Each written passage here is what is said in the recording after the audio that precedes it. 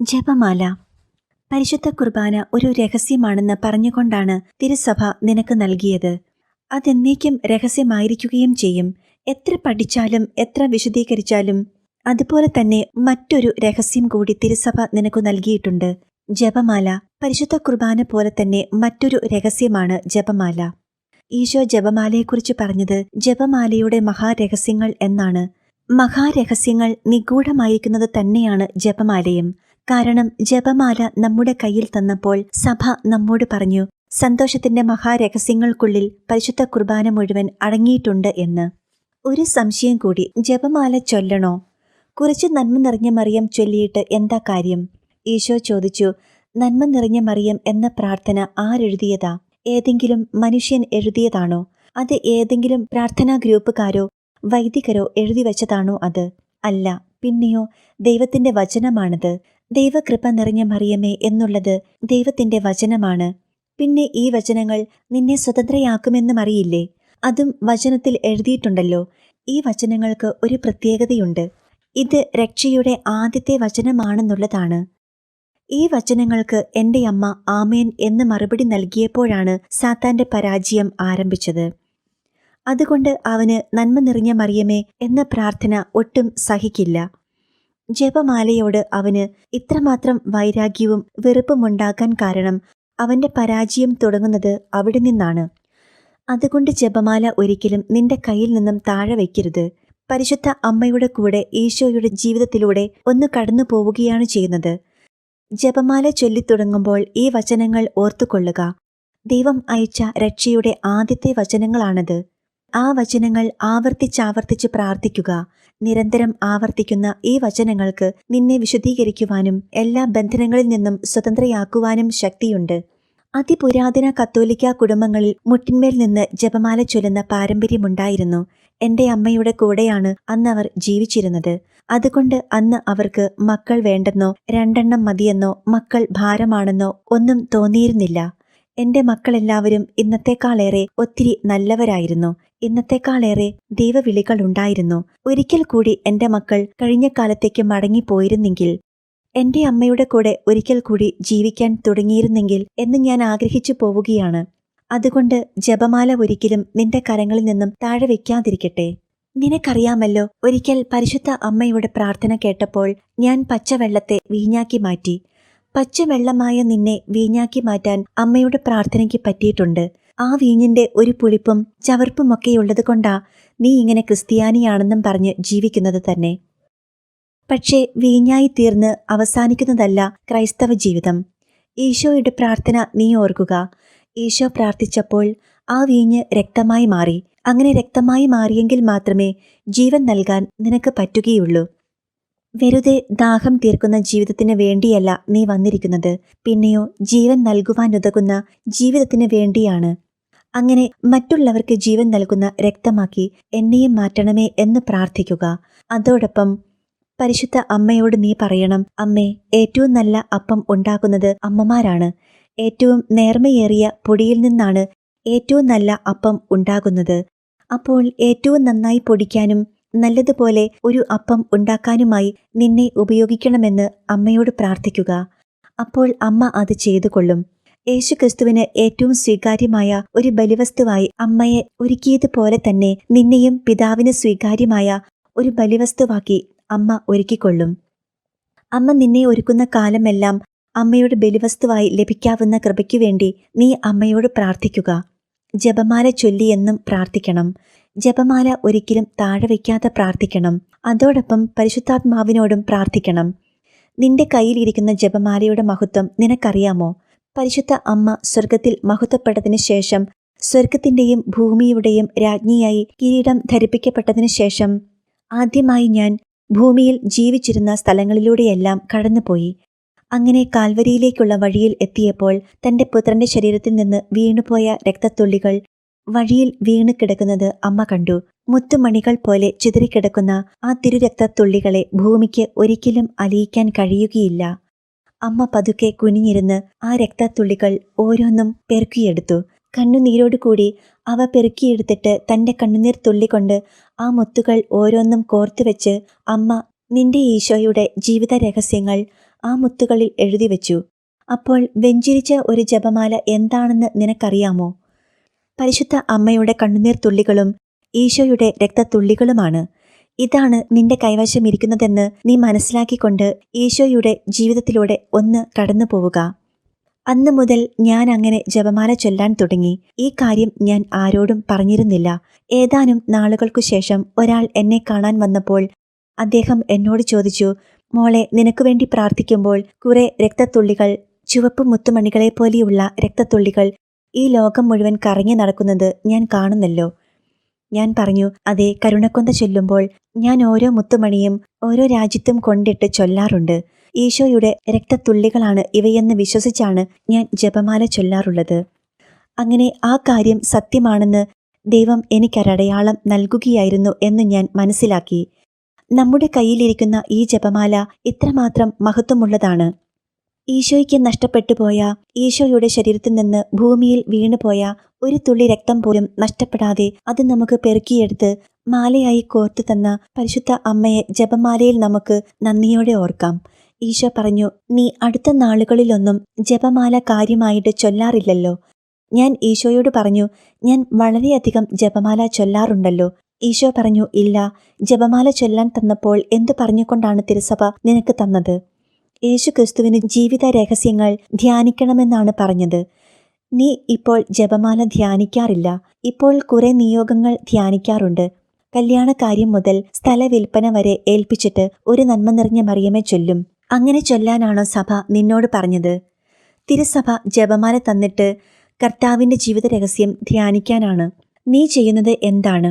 എൻ്റെ മോളെ, മധ്യസ്ഥ പ്രാർത്ഥന ജപമാല നല്ലതാണ്. ധാരാളമായി ചൊല്ലിക്കൊള്ളുക. നിനക്കും നിന്റെ സഹോദരങ്ങൾക്കും വേണ്ടിയൊക്കെ ചൊല്ലി കർത്താവിൽ നിന്ന് ധാരാളം അനുഗ്രഹങ്ങൾ വാങ്ങിച്ചു കൊള്ളുക. പക്ഷേ വല്ലപ്പോഴുമെങ്കിലും, ദിവസത്തിൽ ഒരു പ്രാവശ്യമെങ്കിലും ഈശോയുടെ ജീവിത രഹസ്യം ധ്യാനിക്കാൻ മറക്കരുത് കേട്ടോ.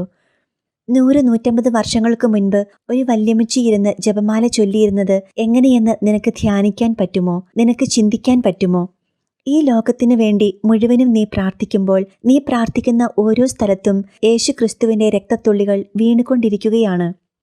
ജപമാല എന്ന വലിയ ശക്തിയുടെ പിന്നിൽ ഇങ്ങനെയൊരു രഹസ്യം കൂടിയുണ്ടെന്ന് നീ അറിഞ്ഞുകൊള്ളുക. ഇനി മുതൽ നീ ജപമാല ചൊല്ലുമ്പോഴും കരുണക്കൊന്ത ചൊല്ലുമ്പോഴും ഇങ്ങനെ വേണം ചൊല്ലാൻ. ഇത്രമാത്രം വിലയേറിയ സാധനമാണ് നിന്റെ കയ്യിലിരിക്കുന്നതെന്ന് നീ അറിയുക. അതുകൊണ്ട് ഒരു കുരിശുപോയ കൊന്ത വലിച്ചെറിയരുത്. വെഞ്ചിരിച്ച ഒരു ജപമാലയിൽ അടങ്ങിയിരിക്കുന്ന വിശുദ്ധിയും രഹസ്യവും നീ മനസ്സിലാക്കേണ്ടതുണ്ട്. ജപമാലയുടെ രഹസ്യങ്ങൾ ഇപ്പോൾ പറഞ്ഞവയിൽ ഒതുങ്ങിയിട്ടില്ല. ഇനിയുമുണ്ട് രഹസ്യങ്ങൾ, ധാരാളം അർത്ഥങ്ങൾ. ജപമാല രഹസ്യമാണ്. എത്ര കാലം ധ്യാനിച്ചാലും അത് മുഴുവനും മനസ്സിലാവില്ലെന്നറിയുക. അതോടൊപ്പം മറ്റൊരു കാര്യം കൂടി ഓർത്തുകൊള്ളുക. നന്മ നിറഞ്ഞ മറിയമേ എന്ന പ്രാർത്ഥന നീ ചൊല്ലുന്നുണ്ട്. നന്മ നിറഞ്ഞ മറിയമേ എന്ന പ്രാർത്ഥന ചൊല്ലുമ്പോൾ സന്തോഷത്തിന്റെ ഒന്നാമത്തെ രഹസ്യമാണ് നീ ധ്യാനിക്കുക. സ്വർഗത്തിൽ നിന്നും മാലാഖമാർ ഭൂമിയിൽ ഇറങ്ങി വന്നതും മാലാഖയുടെ സന്ദേശവും ബാക്കി ഭാഗവുമെല്ലാം നീ ഓർക്കും. ആ വചനമാണ് നീ പറയുന്നത്. എന്നാൽ പരിശുദ്ധ മറിയമേ എന്ന പ്രാർത്ഥന നീ ചൊല്ലുമ്പോൾ, മഹിമയുടെ 5ാമത്തെ ദിവ്യരഹസ്യം നീ ധ്യാനിക്കുമ്പോൾ, സ്വർഗത്തിന്റെയും ഭൂമിയുടെയും രാജ്ഞിയായി കിരീടം ധരിപ്പിച്ച അമ്മയെയാണ് നീ ഓർക്കുക. അപ്പോൾ നീ പരിശുദ്ധ മറിയമേ എന്ന് പറയുമ്പോൾ സ്വർഗത്തിന്റെയും ഭൂമിയുടെയും അമ്മയായ മറിയത്തോടാണ് നീ പറയുന്നത്. പരിശുദ്ധ മറിയമേ, തമ്പുരാന്റെ അമ്മേ എന്നു തിരുസഭ എല്ലാം പരിശുദ്ധാത്മാവിൽ എത്ര മനോഹരമായി ക്രമപ്പെടുത്തിയിരിക്കുന്നുവെന്ന് മനസ്സിലാക്കുക. സന്തോഷത്തിന്റെ 5ാം ദിവ്യരഹസ്യങ്ങളെക്കുറിച്ച് ധ്യാനിക്കുമ്പോൾ സന്തോഷത്തിന്റെ മഹാരഹസ്യങ്ങൾ എന്നാണ് ഞാൻ അവയെക്കുറിച്ച് പറയാൻ ആഗ്രഹിക്കുന്നത്. അതേക്കുറിച്ച് നീ ധ്യാനിക്കുമ്പോൾ ദിവ്യകാരുണ്യത്തിന്റെ രഹസ്യങ്ങളാണവ. 1ാമത്തെ രഹസ്യം ധ്യാനിക്കുമ്പോൾ പരിശുദ്ധ അമ്മ തന്റെ വിശ്വാസത്താൽ തന്റെ ഹൃദയത്തിലും തന്റെ ഉദരത്തിലും ഈശോയെ സ്വീകരിച്ചതുപോലെ തന്നെ വൈദികൻ വചനം പറയുമ്പോൾ വൈദികന്റെ കരങ്ങളിലും വചനം മാംസമായി തീരുന്നു. അപ്പോൾ വൈദികന്റെ കരങ്ങളിലേക്ക് എഴുന്നള്ളി വരുന്ന ആ ഈശോ പരിശുദ്ധ അമ്മയുടെ ഉദരത്തിൽ വന്ന ഈശോയേക്കാൾ കുറഞ്ഞ ഒരു ഈശോയല്ല. ഈ ഈശോ തന്നെയാണ് വൈദികന്റെ കരങ്ങളിലേക്ക് എഴുന്നള്ളി വരിക. സർവശക്തിയോടും കൂടെ ഈശോ ആയിരിക്കുന്നു. അമ്മയുടെ ഉദരത്തിൽ ആയിരുന്നതുപോലെ തന്നെ. ഇനി 2ാമത്തെ മഹാരഹസ്യത്തിൽ പരിശുദ്ധ അമ്മ ജീവിക്കുന്ന സക്രാരിയായി തീരുകയും തനിക്കു കിട്ടിയ ഈശോയെ അമ്മ തന്റെ ശരീരമാകുന്ന സക്രാരിക്കുള്ളിൽ സൂക്ഷിച്ചു വെച്ചു. അത് തനിക്കു വേണ്ടിയല്ല, മറ്റുള്ളവർക്ക് കൊടുക്കാൻ വേണ്ടിയാണ്. എന്നിട്ട് അമ്മ അതിന്റെ ദാസിയായി ജീവിച്ചു. ഇതുപോലെ തന്നെ ഒരു വൈദികൻ തനിക്കു കിട്ടുന്ന ഈശോയെ സക്രാരിക്കുള്ളിൽ അടച്ചു സൂക്ഷിക്കുകയാ. തനിക്കു വേണ്ടിയല്ല, മറ്റുള്ളവർക്ക് കൊടുക്കാൻ വേണ്ടിയാണ്.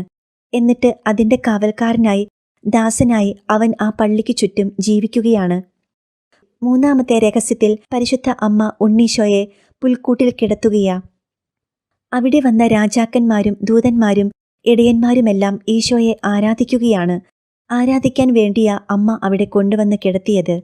ഇതുപോലെ തന്നെ ഒരു വൈദികൻ തനിക്കു കിട്ടിയ ഈശോയെ അരളിക്കായ്ക്കുള്ളിൽ വച്ച് നിന്റെ മുൻപിൽ വയ്ക്കുകയാണ്, നിനക്കാരാധിക്കാൻ. എന്നിട്ട് അവനും അതിൻ്റെ മുൻപിൽ ആരാധിക്കുകയാണ്, ആരാധിച്ചുകൊണ്ട് ജീവിക്കുകയാണ്. ഇനി നാലാം ദിവ്യരഹസ്യത്തിൽ പരിശുദ്ധ അമ്മ തൻ്റെ ഈശോയെ ദേവാലയത്തിൽ കാഴ്ചവെക്കുകയാണ്. അന്ന് ദൈവം പറഞ്ഞു കൊടുത്തതുപോലെ പണിയിച്ച ഒരു ദേവാലയമുണ്ടായിരുന്നു. അവിടെയാണ് അമ്മ ഉണ്ണി ഈശോയെ കാഴ്ചവെച്ചത്. അന്ന് ഇങ്ങനെയൊരു ദേവാലയമില്ല. എന്നാൽ നിന്റെ ശരീരം ദൈവത്തിന്റെ ആലയമാണെന്ന് നിനക്കറിയത്തില്ലേ? നിന്റെ ശരീരമാകുന്ന ദേവാലയത്തിലേക്ക് നീ ദിവ്യകാരുണ്യം സ്വീകരിക്കുമ്പോൾ വൈദികൻ ഈശോയെ കൊണ്ടുവന്ന് കാഴ്ചവെക്കുകയാണ് ചെയ്യുന്നത്. അഞ്ചാമത്തെ മഹാരഹസ്യത്തിൽ തന്റെ ബാലനായ ഈശോ നഷ്ടപ്പെട്ടു പോയപ്പോൾ പരിശുദ്ധ അമ്മ തന്റെ മകനെ കണ്ടെത്തുവോളം അന്വേഷിച്ച് കണ്ടെത്തി കൂട്ടിക്കൊണ്ടു പോകുകയാണ്. ഇതുപോലെ എവിടെയെല്ലാം നിനക്ക് ഈശോയെ നഷ്ടപ്പെടുന്നുണ്ടോ അവിടെയെല്ലാം അമ്മ ഈശോയെ നഷ്ടപ്പെട്ട സ്ഥലത്ത് നിന്ന് നിനക്ക് ഈശോയെ വീണ്ടെടുത്ത് കൊണ്ടുവരും. അപ്പോൾ നീ വൈദികനോട് ചെന്ന് പറയുക, 40 വർഷമായി അച്ഛാ ഞാൻ കുമ്പസാരിച്ചിട്ട് എന്ന് പറയുകയാണെങ്കിൽ 40 വർഷം മുൻപ് നീ ഇട്ടേച്ചു പോന്ന സ്ഥലത്ത് ഈശോ നിൽപ്പുണ്ട്. വൈദികൻ അവിടെ ചെന്ന് ഈശോയെ കൂട്ടിക്കൊണ്ടു വന്നിട്ട് പറയും, സമാധാനമായി പൊയ്ക്കൊള്ളുക എന്ന്. ഈശോയെ കൂടെ പറഞ്ഞു വിടുകയും ചെയ്യും. ഇങ്ങനെ നഷ്ടപ്പെട്ട നിന്റെ ദൈവത്തെ നിനക്ക് വീണ്ടെടുത്ത് തരുവാനുള്ളവനാണ് വൈദികൻ.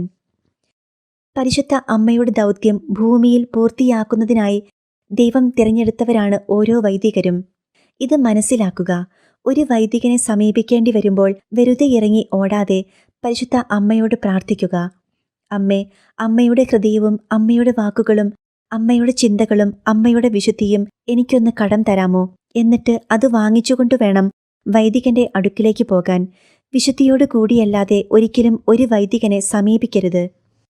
വിശുദ്ധിയോടുകൂടി ഒരു വൈദികനെ സമീപിക്കാൻ പറ്റുന്നില്ലെങ്കിൽ ഓടി രക്ഷപ്പെട്ടുകൊള്ളുക. അതാ നിനക്കു നല്ലത്. ഒരു വൈദികന് ഇടർച്ചയുണ്ടാകുന്ന വിധത്തിൽ വസ്ത്രം ധരിച്ചു പോലും നീയോ നിന്റെ കുഞ്ഞുങ്ങളോ ദേവാലയത്തിലോ പരിസരങ്ങളിലോ കാണപ്പെടാതിരിക്കാൻ സർവശക്തിയോടും കൂടി പരിശ്രമിച്ചു കൊള്ളണം. ഇല്ലെങ്കിൽ നീയും നിന്റെ മക്കളും തലമുറകൾക്ക് നിത്യശാപമായിട്ടായിരിക്കും ദേവാലയത്തിൽ നിന്ന് മടങ്ങുക. അപ്പോൾ ഒരു വൈദികൻ ഈശോയെ എത്രമാത്രം സ്നേഹിക്കേണ്ടതാണെന്ന് നിനക്കറിയാമോ? പരിശുദ്ധ അമ്മ ഈശോയെ സ്നേഹിച്ച അത്രയുമാണ് വൈദികൻ ഈശോയെ സ്നേഹിക്കേണ്ടത്. അതിൽ കുറഞ്ഞ ഒരു സ്നേഹം കൊണ്ട് ഈശോയ്ക്ക് സന്തോഷവും സമാധാനവുമാകില്ല. ഈശോയെ ആശ്വസിപ്പിക്കാൻ പറ്റുകയില്ല. പരിശുദ്ധ അമ്മ സ്നേഹിച്ച അത്രയും ഒരു വൈദികൻ സ്നേഹിക്കണമെന്നാണ് ഈശോ ആഗ്രഹിക്കുന്നത്. അതിനുള്ള കൃപ അവർക്ക് കിട്ടണം. അങ്ങനെ അവർ ഈശോയെ സ്നേഹിക്കുമ്പോൾ പിന്നെ ഒരു വാക്ക് മാത്രമേ അവർക്ക് പറയാനുള്ളൂ, ഇതാ കർത്താവിന്റെ ദാസൻ. അവർ അങ്ങനെ പറയുന്ന വിശുദ്ധമായ ജീവിതം നയിക്കുകയാണെങ്കിൽ, ഇതാ നിന്റെ ദാസൻ എന്ന് പറഞ്ഞുകൊണ്ട് ഓരോ വൈദികനും പറ്റുകയാണെങ്കിൽ നീയും നിന്റെ ദേശവും അനുഗ്രഹിക്കപ്പെടും. അതിനുള്ള കൃപ അവർക്ക് കിട്ടുന്നതിനു വേണ്ടി നിരന്തരം നീ പ്രാർത്ഥനയിലായിരിക്കണം. എന്നും അവർക്ക് വേണ്ടി പ്രാർത്ഥിക്കണം.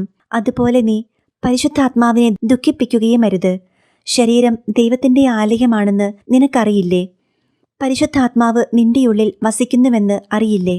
അപ്പോൾ നിന്റെ ശരീരം വിശുദ്ധമായി സൂക്ഷിക്കണം. ആരു വസിക്കുന്നുവോ ആ വീട് അയാളുടെയാ. പരിശുദ്ധാത്മാവ് വസിക്കുന്നതുകൊണ്ട് നിന്റെ ശരീരം പരിശുദ്ധാത്മാവിൻ്റെതാണ്. പരിശുദ്ധാത്മാവ് വസിക്കുന്ന നിന്റെ ശരീരം പരിശുദ്ധാത്മാവിൻ്റേതായതുകൊണ്ട് പരിശുദ്ധാത്മാവിന്റെ കണ്ണും നാവും കരങ്ങളും അധരവുമൊന്നും നിന്റെ ആവശ്യത്തിനായി ഉപയോഗിക്കരുത്. പരിശുദ്ധാത്മാവായ നിന്റെ ശരീരത്തെ ഒന്ന് തൊടാൻ പോലും അനുവാദമില്ല. എപ്പോഴെല്ലാം നിന്റെ ശരീരത്തെ അനാവശ്യമായി ഉപയോഗിച്ചോ അപ്പോഴെല്ലാം പരിശുദ്ധാത്മാവിന് എതിരായി തെറ്റ് ചെയ്യുകയാണ്. പാപം ചെയ്യരുത്. വിശുദ്ധിയോടുകൂടി നിത്യത വരെയും കാത്തു സൂക്ഷിക്കാൻ നീ കടപ്പെട്ടിരിക്കുന്നു. അതിനുവേണ്ടി പരിശുദ്ധ അമ്മയുടെ സഹായം യാചിക്കുക. അമ്മയുടെ ദൈവ മാതൃത്വത്തിലും വിശുദ്ധിയിലും നീ ആശ്രയിക്കുന്നുവെന്ന് നീ പറയും. അമ്മേ എന്ന് വിളിച്ചുകൊണ്ട് നീ ഓടിച്ചെല്ലുമ്പോൾ അമ്മയ്ക്ക് നിന്നെ നിഷേധിക്കാൻ പറ്റുകേല. അമ്മയുടെ വിശുദ്ധിയും നീ ചോദിച്ചു വാങ്ങുക. പക്ഷേ എനിക്കൊരു സംശയമുണ്ട്. വിശുദ്ധരൊക്കെ സ്വർഗത്തിലുണ്ടോ? അന്ത്യവിധി കഴിഞ്ഞിട്ടില്ലല്ലോ. അതിനു മുൻപ് അവർ എങ്ങനെ സ്വർഗത്തിൽ ചെന്നു? അവരൊക്കെ കാഹളനാദം മുഴങ്ങുന്നതുവരെ മണ്ണിനടിയിൽ കിടക്കേണ്ടേ? മരിച്ചു, ഇനി വിധി മാത്രമല്ലേയുള്ളൂ. അത്രയും കാലം മണ്ണിനടിയിൽ കിടക്കണമെന്ന് നിയമമില്ലേ? അപ്പോൾ പിന്നെ ഇവരോടെങ്ങനെയാണ് പ്രാർത്ഥിക്കുന്നത്? ഈശോ ചോദിച്ചു, മോളെ, ലൂക്കായുടെ സുവിശേഷം 7-ാം അധ്യായം നീ വായിച്ചിട്ടുണ്ടോ? അവിടെ ശതാധിപന്റെ ഭൃത്യനെ സുഖപ്പെടുത്തുന്ന ഒരു രംഗമുണ്ട്. ആ ശതാധിപൻ തന്റെ ചില സ്നേഹിതരെ തന്റെ പക്കലേക്ക് അയക്കുകയാണ് ചെയ്തത്. ശതാധിപൻ നേരിട്ട് വന്നില്ല. ആ സ്നേഹിതൻ എന്നോട് വന്ന് എന്താ പറഞ്ഞത്? കർത്താവെ, നീ ഇത് ചെയ്തു കൊടുക്കാൻ അവന് അർഹതയുണ്ട്. കാരണം അവൻ നമ്മുടെ ജനത്തെ സ്നേഹിക്കുന്നു. നമുക്കൊരു സിനഗോഗ് പണിയിച്ചു തരുകയും ചെയ്തിട്ടുണ്ട്. ഒരു വിശുദ്ധൻ ഇത്രയേ എന്നോട് വന്ന് പറയുകയുള്ളൂ, കർത്താവെ, നീ ഇത് ചെയ്തു കൊടുക്കാൻ അവന് അർഹതയുണ്ട്. അവൻ അത് വന്ന് പറയുമ്പോൾ 2 കാര്യവും കൂട്ടിച്ചേർത്ത് പറയും. ദൈവത്തോടും മനുഷ്യരോടുമുള്ള നിന്റെ ബന്ധം നല്ലതാണോ എന്നു കൂടി പറയും. അത് നല്ലതാണെങ്കിൽ ഒരു വിശുദ്ധൻ എന്നോട് വന്ന് പ്രാർത്ഥിക്കുമ്പോൾ എന്റെ നാമത്തിന്റെ മഹത്വത്തിനു വേണ്ടി ഞാനത് ചെയ്തു കൊടുക്കും. അത് വിശുദ്ധനല്ല, ഞാനാണ് ചെയ്തു കൊടുക്കുന്നത്. ആ ശതാധിപന്റെ ഭൃത്യനെ ഞാൻ സുഖപ്പെടുത്തി. എന്നിട്ട് അവന്റെ വിശ്വാസത്തെക്കുറിച്ച് മോശമാണെന്നാണോ ഞാൻ പറഞ്ഞത്? ദൈവത്തിൽ വിശ്വസിക്കുന്ന ഒരുവനിൽ നിന്ന് പോലും ഇതുപോലെയൊരു വിശ്വാസം ഞാൻ കണ്ടിട്ടില്ല എന്നാ പറഞ്ഞത്. നീ ശതാധിപനെപ്പോലെയെങ്കിലും വിശ്വസിക്കാൻ ശ്രമിക്ക്. ദൈവത്തിന് എവിടെയിരുന്നാലും ആരെ പറഞ്ഞുവിട്ടാലും പ്രാർത്ഥിക്കാൻ പറ്റുമെന്ന് വിശ്വസിക്കൂ. നീ ആദ്യം ശതാധിപൻ പറഞ്ഞ മറ്റൊരു കാര്യമുണ്ട്, കർത്താവെ, എനിക്കു നിന്നെ സമീപിക്കാൻ യോഗ്യതയില്ല. ഈ തിരിച്ചറിവാണ് നിനക്ക് ആദ്യം വരേണ്ടത്. ദൈവത്തെ നേരിട്ട് സമീപിക്കാൻ യോഗ്യത പോലും നിനക്കില്ല എന്ന് നീ ഏറ്റുപറയുകയാണെങ്കിൽ നിന്റെ വിശ്വാസം ഇസ്രായേലിൽ ഒരുവനു പോലുമില്ലാത്ത വിശ്വാസമാണ് നിന്റെ വിശ്വാസമെന്ന് ഞാൻ പറയും. ഞാൻ സന്തോഷിക്കുകയും ചെയ്യും. അല്ലാതെ എന്നോട് നേരിട്ട് സമീപിക്കാൻ മാത്രം എന്നോളം തുല്യതയുണ്ടെന്ന് പറയാൻ നിനക്ക് അർഹതയുണ്ടോ? അഹങ്കാരത്തോടെ സംസാരിക്കരുത് നീ. അതുകൊണ്ട് അത് വിശ്വസിച്ചുകൊള്ളൂ. ശതാധിപന്റെ വിശ്വാസമെങ്കിലും ഹൃദയത്തിൽ സൂക്ഷിക്കാൻ ശ്രമിക്കുക. അതോടൊപ്പം ഞാൻ ചോദിക്കട്ടെ, 2000 വർഷം മുൻപ് അന്ത്യവിധി കഴിഞ്ഞു. എങ്കിൽ പിന്നെ 2000 വർഷം മുൻപ് ഞാനൊരു മനുഷ്യനോട് പറഞ്ഞല്ലോ, നീ ഇന്ന് എൻ്റെ കൂടെ പറുദീസയിലായിരിക്കുമെന്ന്. അങ്ങനെയാണെങ്കിൽ നിന്റെ കണക്കനുസരിച്ച് എല്ലാവരും മരണം കഴിഞ്ഞ് കുറേ കാലം മണ്ണിനടിയിൽ കിടക്കണം. പിന്നെ ഞാൻ വന്ന് കാഹളം മുഴക്കുന്ന ദിവസം മാത്രമേ പൊങ്ങി വരാവുള്ളൂ. എന്റെ മോളെ, എനിക്കൊരാളെ സ്വർഗത്തിൽ കൊണ്ടുപോകണമെങ്കിൽ അന്ത്യവിധി വരെ കാത്തിരിക്കേണ്ട ഗതികെട്ട ദൈവമല്ല ഞാൻ. ഞാൻ ആഗ്രഹിക്കുന്ന കാര്യം ആഗ്രഹിക്കുന്ന സമയത്ത് ഞാൻ ആഗ്രഹിക്കുന്നത് പോലെ തന്നെ ചെയ്യാൻ കഴിവുള്ള ദൈവമാ ഞാൻ. ഞാൻ സകല മനുഷ്യരുടെയും ദൈവമായ കർത്താവല്ലേ. എനിക്ക് അസാധ്യമായി എന്തെങ്കിലുമുണ്ടോ? എനിക്ക് അസാധ്യമായിട്ട് ഒന്നുമില്ല. സകലതും എനിക്ക് സാധ്യമാണ്. അത് കഴിഞ്ഞ് ഞാൻ ചോദിച്ചു, പുതിയ നിയമത്തിൽ മരിച്ചവരെല്ലാം ഉണ്ടെന്ന് എന്താ തെളിവ്? ഈശോ പറഞ്ഞു, താബോർ മലയിൽ വെച്ച് ഞാൻ രൂപാന്തരപ്പെടുന്ന ഭാഗം നീ വായിച്ചിട്ടുണ്ടോ? അവിടെ എന്നോട് സംസാരിച്ചത് ആരൊക്കെയാ? മോശയും ഏലിയായും. അവർ അന്ന് ജീവിച്ചിരുന്ന മനുഷ്യരാണോ? അല്ല. പിന്നെ അന്നേരം എന്നോട് സംസാരിക്കാൻ അവർ മണ്ണിനടിയിൽ നിന്നും എണീറ്റ് വന്നതാണോ? എന്റെ മോളെ, അവരൊക്കെ എന്റെ പിതാവിന്റെ അടുക്കൽ തന്നെയാ. ദൈവം അവർക്ക് വേണ്ടി നിശ്ചയിച്ചിരിക്കുന്ന സ്ഥലത്തു തന്നെയാ അവർ ഇപ്പോഴും ജീവിക്കുന്നത്. അല്ലാതെ നീ വിശ്വസിക്കുന്നത് പോലെ മണ്ണിനടിയിൽ ചീഞ്ഞളിഞ്ഞ് മരിച്ചു കിടക്കുകയല്ല. ഞാൻ എന്താ പറഞ്ഞത്? പുനരുത്ഥാനത്തെക്കുറിച്ച്. അന്നു ഞാൻ പറഞ്ഞ ഒരു കാര്യം നീ ഓർക്കുന്നുണ്ടോ? ഞാൻ അബ്രാഹാമിന്റെയും ഇസഹാക്കിന്റെയും യാക്കോബിന്റെയും ദൈവമാണ്. ഞാൻ മരിച്ചവരുടെ ദൈവമല്ല, ജീവിച്ചിരിക്കുന്നവരുടെ ദൈവമാണ്. നിന്റെ കണക്കനുസരിച്ച് അബ്രഹാമും ഇസഹാക്കും യാക്കോബുമൊക്കെ പണ്ടേ മരിച്ചു പോയവരാ. എന്നാൽ കർത്താവിന്റെ മുൻപിൽ അവരിപ്പോഴും ജീവിച്ചിരിക്കുക. ഞാൻ മരിച്ചവരുടെ ദൈവമല്ല, ജീവിച്ചിരിക്കുന്നവരുടെ ദൈവമാണ്. വിശുദ്ധ ലിഖിതങ്ങളോ ദൈവത്തിന്റെ നിയമമോ അറിയാത്തത് കൊണ്ട് നിനക്ക് തെറ്റുപറ്റിയിരിക്കുന്നു. തോന്നുന്നത് പോലെയൊക്കെ വ്യാഖ്യാനിച്ചു വിടുകയാണ്. എന്നാൽ വചനം എഴുതി വച്ചിരിക്കുന്നു, ഞാൻ മരിച്ചവരുടെ ദൈവമല്ല, ഞാൻ ജീവിച്ചിരിക്കുന്നവരുടെ ദൈവമാണെന്ന്. അതുകൊണ്ട് നീ ഇത് വിശ്വസിക്കുക. മരിച്ചവരൊക്കെ ഞാൻ ആഗ്രഹിക്കുന്ന സ്ഥലത്തുണ്ട്. അതുകൊണ്ട് അവരെക്കുറിച്ചോർത്ത് നീ വിഷമിക്കേണ്ട. എനിക്കത് സാധിക്കുമെന്നത് പുതിയ നിയമത്തിൽ എഴുതി വച്ചിരിക്കുന്നത് കണ്ടല്ലോ മോള്. അതുകൊണ്ട് ഇനി നീ സംശയിക്കരുത്. ഇപ്പോൾ എൻ്റെ സംശയം തീർന്നു. വിശുദ്ധരൊക്കെ എൻ്റെ അടുത്ത് പ്രാർത്ഥിക്കാൻ വരുമെന്ന് ഞാൻ വിശ്വസിക്കുന്നുണ്ട്. എന്നാലും ഈ അൾത്താരയിലൊക്കെ കയറ്റി വച്ചിരിക്കുന്നത് എന്തിനാ കർത്താവേ? നിന്റെ തലയ്ക്ക് മുകളിൽ എന്തിനാ അവർ ഇരിക്കുന്നത്? വഴി തൊട്ടേ അവരാണല്ലോ. അവിടെ ഒരു കുഞ്ഞു പെട്ടിക്കകത്ത് മാത്രമാണ് നീ ഇരിക്കുന്നത്. അതെന്താ അങ്ങനെ കാണിക്കുന്നത്? ഈശോ പറഞ്ഞു, എൻ്റെ മോളെ, നിനക്ക് എൻ്റെ അമ്മയോടും സഹോദരങ്ങളോടും വിശുദ്ധരോടുമൊക്കെ അസൂയയാണ്. നിനക്കു മുൻപേ ഇങ്ങോട്ട് പോരേണ്ടത് എങ്ങനെയാണെന്ന് കാണിച്ചു തന്നത് അവരാണ്. അപ്പോൾ അവർ നടന്ന വഴിയിൽ കൂടി നടക്കാൻ പറ്റാതെ അവരുടെ കുറവ് പറഞ്ഞ് എൻ്റെ മുൻപിൽ നിൽക്കാൻ നിനക്കെങ്ങനെ ധൈര്യം വരുന്നു? അവര് ജീവിച്ച പോലെ ഒന്ന് ജീവിച്ചേ നീ. അല്ലാതെ അവരെ കുറ്റം പറയാൻ പഠിക്കരുതേ. എനിക്ക് ഇഷ്ടമുള്ളവരെ എനിക്കിഷ്ടമുള്ളിടത്ത് വയ്ക്കാൻ സ്വാതന്ത്ര്യമില്ലേ? ചിലപ്പോൾ എൻ്റെ മക്കളെ ഞാൻ തലയിൽ വയ്ക്കും, ചിലപ്പോൾ എൻ്റെ കയ്യിൽ പിടിക്കും, ചിലപ്പോൾ എന്നോട് ചേർത്ത് നിർത്തും, ചിലപ്പോൾ എൻ്റെ വീടിൻ്റെ വഴിയിൽ വയ്ക്കും, ചിലപ്പോൾ എൻ്റെ വീടിൻ്റെ മുകളിൽ വയ്ക്കും. അങ്ങനെ എനിക്കിഷ്ടമുള്ളിടത്ത് എനിക്കിഷ്ടമുള്ളവരെ വയ്ക്കും. പക്ഷേ നീ വിചാരിച്ചാലൊന്നും നിന്റെ രൂപം അൾത്താരയിൽ വരില്ല. അത് ഞാൻ വിചാരിക്കണം. അതുകൊണ്ട് നീ പോയി വിശുദ്ധരെ പോലെ ആയിത്തീരുവാൻ ശ്രമിക്കുക. അല്ലാതെ മഹിമയണിഞ്ഞവരെ കുറ്റപ്പെടുത്തിക്കൊണ്ട് എൻ്റെ മുൻപിൽ വന്ന് നിൽക്കരുത്. ഞാൻ പറഞ്ഞിരിക്കുന്നതാ, മഹിമയണിഞ്ഞവരെ കുറ്റപ്പെടുത്തരുതെന്ന്. അവരെപ്പോലെയാകാൻ ശ്രമിക്കുക, കുറ്റപ്പെടുത്താതിരിക്കാൻ ശ്രമിക്കുക. വിശുദ്ധരൊക്കെ എൻ്റെ അടുക്കലുണ്ട്. അവരെന്നോട് പ്രാർത്ഥിക്കുന്നുണ്ട്. അവരിലൂടെ നിന്നെ അനുഗ്രഹിക്കുകയും ചെയ്യും. അതുകൊണ്ട് നീ വിശ്വസിക്കുക. അപ്പോൾ ഞാൻ പറഞ്ഞു, കർത്താവെ, ഇപ്പോൾ എനിക്ക് മനസ്സിലായി. എങ്കിലും ഒരു സംശയം കൂടിയുണ്ട്. ഈ മരിച്ചവർക്ക് വേണ്ടി പ്രാർത്ഥിക്കണോ? അവരുടെ കാര്യം കഴിഞ്ഞതല്ലേ, ഇനി എന്തിനാ പ്രാർത്ഥിക്കുന്നത്? ഈശോ ചോദിച്ചു, അന്ത്യവിധി കഴിഞ്ഞോ? ഇല്ല. മരിച്ചവർ ഉയിർത്തെഴുന്നേൽക്കുമെന്ന് വിശ്വാസമുണ്ടോ? ഉണ്ട്. ജീവിച്ചിരിക്കുന്നവരോടും മരിച്ചവരോടും ദൈവത്തിന് കരുണ കാണിക്കാൻ പറ്റുമെന്ന് വിശ്വാസമുണ്ടോ? ഉണ്ട്. നിന്റെ പ്രാർത്ഥന ദൈവം കേൾക്കുമെന്ന് വിശ്വാസമുണ്ടോ? ഉണ്ട്. ഈ വിശ്വാസങ്ങൾ ഉള്ള കാലത്തോളം മരിച്ചവർക്ക് വേണ്ടി പ്രാർത്ഥിക്കുക. പ്രത്യേകിച്ച് ശുദ്ധീകരണ സ്ഥലത്തെ ആത്മാക്കൾക്ക് വേണ്ടി പ്രാർത്ഥിക്കണമെന്ന് തിരുസഭ പറയുന്നത് പോലെ അനുസരിച്ചു കൊള്ളുക. എല്ലാ കാര്യങ്ങളും നിനക്കു വേണ്ടി ഒരുക്കിയിരിക്കുന്നതാണ് തിരുസഭയിൽ. ഇനി നീ പ്രാർത്ഥിച്ചു കൊള്ളുക. ഞാൻ പറഞ്ഞു, ചെയ്യാം കർത്താവേ. എന്നാൽ എനിക്ക് ഒരു കാര്യം കൂടി ചോദിക്കാനുണ്ട്. ഈ ബൈബിൾ കൂട്ടിച്ചേർത്തതല്ലേ? ബൈബിളിൽ നിന്നും ആരും ഒന്നും എടുത്തു മാറ്റുകയോ ബൈബിളിൽ നിന്നും ആരും ഒന്നും കൂട്ടിച്ചേർക്കുകയോ ചെയ്യരുതെന്ന് പറഞ്ഞിട്ടില്ലേ? എന്നിട്ട് പിന്നെ കത്തോലിക്ക സഭ പൈസയുണ്ടാക്കാൻ കുറെ പുസ്തകങ്ങൾ കൂട്ടിച്ചേർത്ത് വച്ചിരിക്കുന്നതല്ലേ? യേശു ചോദിച്ചു, അതെവിടെയാ കൂട്ടിച്ചേർത്തുവെന്ന് എഴുതി വച്ചിരിക്കുന്നത്? ഞാൻ പറഞ്ഞു, വെളിപാടിന്റെ പുസ്തകം 22-ാം അധ്യായം 18 മുതലുള്ള തിരുവചനങ്ങളിലുണ്ട്. ആരെങ്കിലും ഈ വചനങ്ങളോട് എന്തെങ്കിലും കൂട്ടിച്ചേർത്താൽ ഈ പുസ്തകത്തിൽ വിവരിക്കപ്പെട്ടിരിക്കുന്ന മഹാമാരികൾ ദൈവം അവന്റെ മേൽ അയക്കും. ഈ പുസ്തകത്തിലെ പ്രവചനങ്ങളിൽ നിന്ന് ആരെങ്കിലും എന്തെങ്കിലും എടുത്തു കളഞ്ഞാൽ ഈ പുസ്തകത്തിൽ വിവരിക്കപ്പെട്ടിരിക്കുന്ന വിശുദ്ധ നഗരത്തിലും ജീവന്റെ വൃക്ഷത്തിലുമുള്ള അവന്റെ പങ്ക് ദൈവം എടുത്തു കളയും. ഇങ്ങനെ എഴുതി വച്ചിട്ടുണ്ട്. ഈശോ പറഞ്ഞു, നീ വായിച്ച ഭാഗത്തു തന്നെ ഉത്തരമുണ്ടെന്നുള്ള കാര്യം ആദ്യമേ പറഞ്ഞതാ. എങ്കിലും ഒന്നുകൂടി പറയാം. നീ ശ്രദ്ധിച്ച് വായിക്കാത്തത് കൊണ്ടാ തെറ്റുപറ്റിയത്. ഇത് വായിക്കുന്നതിന് മുൻപ് നീ മനസ്സിലാക്കേണ്ട ഒരു കാര്യമുണ്ട്. പ്രവചന ഗ്രന്ഥങ്ങളെല്ലാം പുസ്തകം എന്നാണ് അറിയപ്പെടുക. വെളിപാടിന്റെ പുസ്തകം ഒരു പ്രവചന ഗ്രന്ഥമാണ്. വരാനിരിക്കുന്ന കാര്യങ്ങൾ സൂചിപ്പിക്കുന്ന പുസ്തകം. വെളിപാടിന്റെ പുസ്തകത്തെ സുവിശേഷമെന്ന് പറയുകയില്ല. ഇതുപോലെ തന്നെ ഏലിയ പ്രവാചകന്റെ പുസ്തകം, ആമോസ് പ്രവാചകന്റെ പുസ്തകം, ഏഷ്യ പ്രവാചകന്റെ പുസ്തകം എന്നൊക്കെ പറയാറില്ലേ? അതുപോലെയുള്ളൊരു പുസ്തകമാണ് വെളിപാടിന്റെ പുസ്തകം. ഇത് വരാനിരിക്കുന്ന കാര്യങ്ങൾ സൂചിപ്പിക്കുന്നു. ഇത് മനസ്സിലാക്കി കഴിഞ്ഞിട്ട് വേണം ഈ വചനം വായിക്കാൻ. ഇനി വായിക്കുക. ഈ പുസ്തകത്തിലെ പ്രവചനങ്ങൾ ശ്രവിക്കുന്ന എല്ലാവരോടും ഞാൻ സാക്ഷ്യപ്പെടുത്തുന്നു. വെളിപാടിന്റെ പുസ്തകത്തിലെ പ്രവചനങ്ങൾ സാക്ഷ്യപ്പെടുത്തുന്നു. ആരെങ്കിലും എന്തെങ്കിലും ഈ വചനങ്ങളോട് കൂട്ടിച്ചേർത്താൽ, വെളിപാടിന്റെ പുസ്തകത്തിലെ പ്രവചനങ്ങളോട് കൂട്ടിച്ചേർത്താൽ ദൈവം അവന്റെ മേൽ മഹാമാരികൾ അയക്കും. അതുപോലെ തന്നെ വെളിപാടിന്റെ പുസ്തകത്തിലെ പ്രവചനങ്ങളിൽ നിന്നും ആരെങ്കിലും എന്തെങ്കിലും എടുത്തു മാറ്റിയാൽ ദൈവം അവന്റെ മേൽ മഹാമാരികൾ അയക്കും. ഇതിനകത്ത് ആവശ്യമുള്ള കാര്യങ്ങളെല്ലാം പരിശുദ്ധാത്മാവ് ചേർത്തിട്ടുണ്ട്. ഇനി ആരും ഒന്നും കൂട്ടിച്ചേർക്കണ്ട.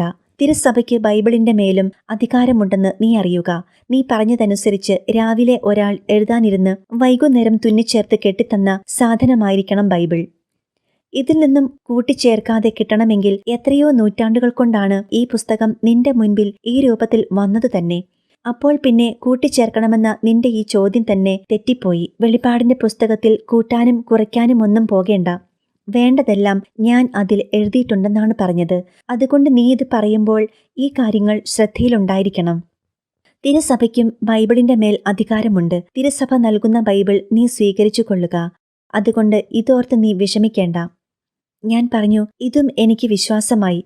കുരിശ് കയ്യിലെടുത്തുകൊണ്ട് ഞാൻ ചോദിച്ചു, എന്നാൽ പിന്നെ കുരിശ് വേണ്ടായിരിക്കുമല്ലോ? ഈ ജപമാലയുടെ അറ്റത്ത് അപ്പനെ ആരെങ്കിലും കത്തികൊണ്ട് കുത്തിയാൽ കത്തി ആരെങ്കിലും കഴുത്തിൽ തൂക്കിയിട്ട് നടക്കുമോ?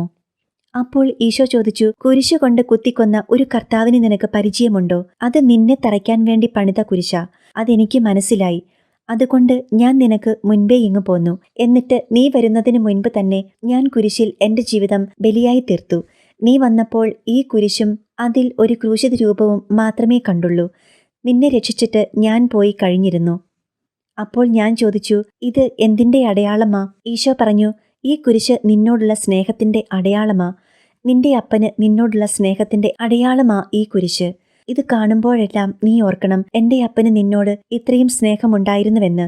അതുകൊണ്ടാ ഞാൻ കുരിശിൽ കിടന്ന് മരിച്ചത്. ഇരു കരങ്ങളും നീട്ടിവച്ചിട്ട് ഞാൻ പറഞ്ഞു, ഞാൻ നിന്നെ സ്നേഹിക്കുന്നു. ഇത്രത്തോളം നിനക്ക് അളക്കാമെങ്കിൽ അളക്കാം. അത്രയും വലിയ സ്നേഹത്തോടു കൂടി ഞാൻ എൻ്റെ ജീവിതം ബലിയായി തീർത്തപ്പോൾ ഈ കുരിശ് നിനക്ക് സ്നേഹത്തിന്റെ അടയാളമാ. എവിടെ ഈ കുരിശ് കണ്ടാലും അഭിമാനത്തോടെ പറയണം, കണ്ടോ, എന്റെ ദൈവത്തിന് എന്നോട് അത്രയും സ്നേഹമുണ്ടായിരുന്നുവെന്ന്. നിന്റെ കഴുത്തിലത് അഭിമാനത്തോടെ ധരിച്ചുകൊള്ളുക. എവിടെ കുരിശ് കണ്ടാലും ഒന്ന് ശിരസ്സു നമിച്ച് കടന്നു പോവുക. നീ എപ്പോഴും എന്നെ ഓർക്കുക, നിന്നെ രക്ഷിച്ച വഴികളൊക്കെ. അപ്പോൾ നിനക്ക് നീ ആയിരിക്കുന്ന അവസ്ഥയിൽ നിന്റെ ദൈവവുമായിട്ട് പെട്ടെന്നൊരു ബന്ധം വരും. വഴിയിൽ കൂടി നീ പോകുമ്പോൾ എന്തെങ്കിലുമൊക്കെ ചിന്തിച്ചുകൊണ്ടായിരിക്കും പോകുന്നത്. അപ്പോഴായിരിക്കും പെട്ടെന്നൊരു കുരിശ് കാണുന്നത്. അപ്പോൾ ഓർക്കും നീ ദൈവത്തിന്റെ സ്നേഹം. എല്ലാ സ്ഥലത്തും വഴികാട്ടിയായിട്ട് നാട്ടിയിരിക്കുകയാണ് ദൈവത്തിന്റെ സ്നേഹം. നീ എന്താവശ്യത്തിന് പോയാലും വഴിയിൽ കാണും ഒരു കുരിശ്. അപ്പോഴെല്ലാം ദൈവസ്നേഹം നീ ഓർക്കുക. ഇതാണ് വഴിയെന്ന് നിന്നെ കാണിക്കാൻ നാട്ടി നിർത്തിയിരിക്കുകയാണ് കുരിശ്. അത് നിനക്ക് ഉപേക്ഷിക്കാനുള്ളതല്ല, സ്വീകരിക്കാനുള്ളതാണ്. തിരുസഭ എല്ലാ കാര്യങ്ങളും നിനക്ക് വേണ്ടി ഒരുക്കിയിട്ടുണ്ട്. നീ അത് സ്വീകരിച്ചാൽ മാത്രം മതി. എന്നിട്ട് സഭ പറയുന്നത് മുഴുവൻ അനുസരിച്ചു കൊള്ളൂ. തിരുസഭയെ നയിക്കുന്നത് പരിശുദ്ധാത്മാവാണ്. മോളെ, കത്തോലിക്ക സഭയിലേക്ക് മടങ്ങി വരിക. എന്നിട്ട് എൻ്റെ സഭയിൽ ചേർന്ന് മാമോദീസ സ്വീകരിക്കുമ്പോൾ എൻ്റെ അമ്മയുടെ പേര് പറയാനാണ് നിനക്ക് ഏറ്റവും കൂടുതൽ വിഷമം.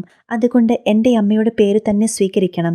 മരിയ എന്ന പേര് സ്വീകരിച്ച് മാമോദീസ മുങ്ങി കത്തോലിക്ക സഭയുടെ അംഗമായി തീരുക. കാരണം തിരുസഭയ്ക്ക് തെറ്റുപറ്റിയാൽ ഞാൻ തിരുത്തിക്കൊള്ളാം, നീ തിരുത്തേണ്ട. തിരുസഭയെ നയിക്കുന്നത് പരിശുദ്ധാത്മാവാണ്. തിരുസഭ എന്തു പറഞ്ഞാലും അനുസരിക്കുക. ഞാൻ പറഞ്ഞു, ഈശോയെ, എനിക്ക് വിശ്വാസമായി.